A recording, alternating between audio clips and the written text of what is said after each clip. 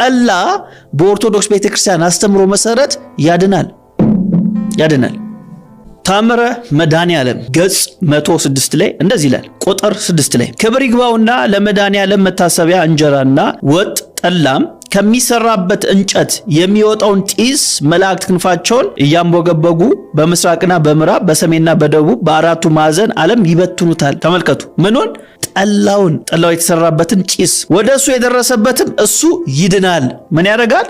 ይድናል። በስሙ አምኖ ከመድኃኔዓለም ከጎኑ በወጣው ውሃ የተጠመቀ ኃጢአተኛ ክርስቲያን ሲቅርና አረማዊ እንኳን ቢሆን በዚች ቀን ቢሞት ክብር ይግባውና ለመድኃኔዓለም መታሰቢያ የተደረገው ያ ጢስ የሚለው የትኛውን ነው? ጠላው የተሰራበት ወጡ የተሰራበት ጢስ የነካው ሰው ይድናል። አማኝ እንኳን ባይሆን ባይጠመቅ እንኳን አረማዊ ቢሆን እንኳን ምን ያደርጋል? ይድናል።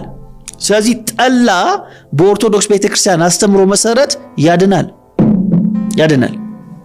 የማያውቁ ከሆነ ይኸው ታምረ መድኃኔዓለም ላይ በጥቁርና በቀይ በግዕዝና በአማርኛ ተደርጎ ተጽፏል። ማንበብ ነው። እኛ ከራሳችን አላመጣ ነው። እሱ ለድነት ምክንያት ተሰቅሏልና ይላል።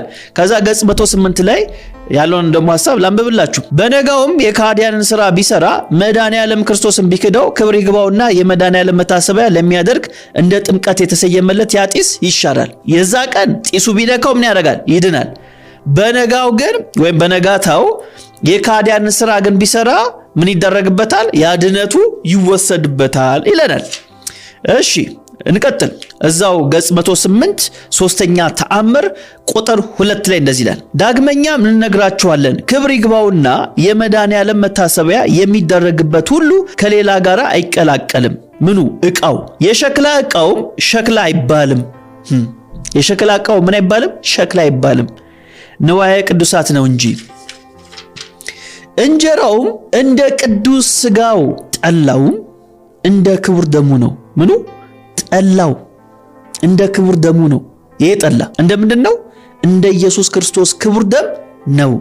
ሽታው ራሱ እንዴት እንደሚረብሽ እንኳን የኢየሱስ ደም ሊሆን ይቅርና ሽታው እንኳን አንድ ጤነኛ የሆነ ሰው ሊቋቋሙ አይችልም።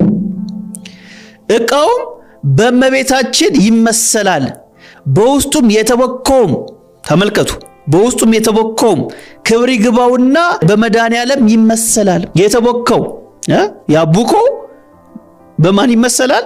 በመድኃኔዓለም። ከዚህ በላይ ክርስቶስን ማዋረድ ከየት ይገኛል ወገኖች? ከዚህ በላይ ማርያምንስ ማዋረድ ከየት ይገኛል?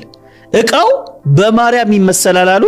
የተቦካውም ክብር ይግባውና በመድኃኔዓለም ይመሰላል። የመድኃኔዓለም መታሰቢያ የሚደረግበት ዕቃ ክብሩ እንደዚህ ካልሆነ በማጸኗ የተሸከመችው እመቤታችን ማርያም ባልከበረች ነበር ብለው ዕቃውና ማርያምን ለማነጻጸር፣ ቡኮውንና ክርስቶስን ለማነጻጸር፣ ጠላውንና የኢየሱስን ደም ደግሞ ለማነጻጸር ጥረት ይደረጋል በኦርቶዶክስ ቤተክርስቲያን። እንግዲህ